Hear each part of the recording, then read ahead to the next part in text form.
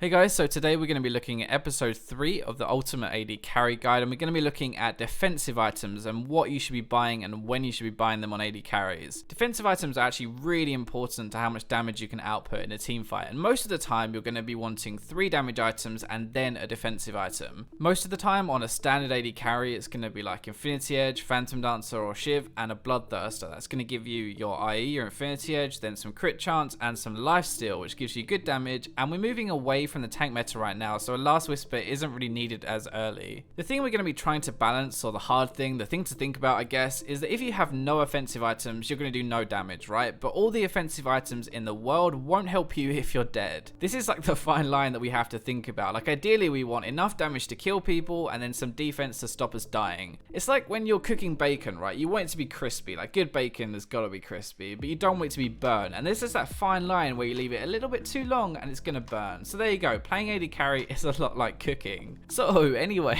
I'm not going to be going through every single item because that's just going to take forever, but I'm going to be going through the most common ones, the ones that you're going to use in 99% of your games. First up is going to be Banshees. Now Banshees is good for blocking one big spell, either that's going to be damage or crowd control, and it's great versus hard engage. Things like the Leona ultimate for example, or a Vi ultimate, like they can't use them on you if you have your Banshee's shield there, so it's really good for stopping that kind of stuff. It is just good in general against magic damage because of the magic resist, and especially against poke as well. Like not only are you going to reduce the damage, but you'll also block one of the poke spells with your shield as well. So that is the first one. Banshee's really good against actually blocking damage and like avoiding it, so I guess like an Annie or a LeBlanc, it kind of dodges those spells, which is really good. Second one is going to be a QSS, a Quicksilver SASH, or the Mercurial Scimitar that you upgrade it into later. So when you upgrade it to the Scimitar, it gives you AD in addition to the magic resist, which means it's kind of like an offensive defensive item in a way. The reason you actually buy it though is because of the cleanse. Now unlike the summoner spell cleanse, this actually removes all debuffs, including things like Zed ult, Vlad ult, Warwick ult, Mao's ult. Like it's going to remove all of them, even suppressions, which cleanse actually doesn't the summoner spell. So this is really good at removing some crowd control that is going to lead to follow up, and that is the big thing. Like it removes the crowd control and then means it puts you out of danger. The things it's really not good at are like crowd control that has damage with it, so things like an Annie ultimate, like when she uses her Tibbers, it will remove the stun, sure, but you're still going to have all that damage taken, and it doesn't really do anything to help with that. It's also not good at crowd control that is going to lead to something else. So for example, like a Syndra, right? You could actually just cleanse her stun, her E, but she's going to follow that up with a Q and ultimate before you can really do anything. So it's not actually going to dodge the follow-up damage. Now the third most common one is going to be a Guardian Angel, and this is like your last resort, okay? The stats aren't great on it, so you're buying it for the revive. The way you kind of want to think about it is if a Banshees isn't going to save you, if a QSS isn't going to save you, then Guardian Angel it is. A good example is against a Zed. If he's so fed that he doesn't need his ultimate pop, like the second thing, to actually kill you, then GA is going to be better because QSS isn't going to save you anyway. It does have a good mix of armor and magic resist, so it's kind of good against AD and AP, even if it isn't a lot, and it's also really good against burst champions that have kind of semi-long cooldowns. So the idea is that they will kill you with their first round of spells, and that's just going to happen regardless of what you do or what you build, but by the time you revive, they aren't going to have those cooldowns to kill you again, and that's when you can turn around. So if we move on to kind of lesser known defensive items, I guess, or other alternatives, the first one we're going to have is the HEXDRINKER, or eventually your Moor. So this is very similar to Banshees actually, and it's underrated really against burst champions because it lets you continue to fight. This is basically saying I'm not going to run away, I'm going to fight you and I'm going to kill you before you kill me, rather than with the Banshees I'm going to block your first spell or a lot of damage and kind of avoid the damage that way. This is really good against champions that have a really easy time of popping your Banshee's shield, because really if your Banshee shield is down it's not really doing much for you, and it also catches people by surprise when you're fighting them. The people that get this against really are things like LeBlanc and Ari. Like these champions are squishy, they're very easy to kill and they only take a few hits to kill, but they have a huge amount of burst damage, so you're just going to kill them before they manage to get their full burst off. So those are the kind of pure defensive items I think. Okay, HEXDRINKER is kind of in the middle, but now we're going into more offensive really, and the first one is going to be lifesteal, so either Blade the Ruined King or Bloodthirster. The lifesteal you get, especially from Bloodthirster, will mean you heal back some of the damage done to you instead of blocking it. Now this isn't very good against burst because you need to survive the damage to heal it back up, but it's really good against constant damage and bruises because even though you're not going to negate any damage, you'll heal back up to full after the damage has been done. The other alternative, and this is like the dream for AD carries, is to get a 6th offensive item, and if you have pretty high range, you're safe, you're not really being focused, then you can offer more damage instead of defense. defense. Now, I almost always get a Phantom Dancer if I'm going to do this, maybe a Triforce on a few champions that can use the Sheen procs like Draven, but that's pretty rare, honestly. So the good side of it is you get double Phantom Dancer, you get 90% crit, you get crazy attack speed, and you're going to melt tanks, and you're going to melt squishy champions in just a few hits. What about the bad side? Well, by the time you get here, this is super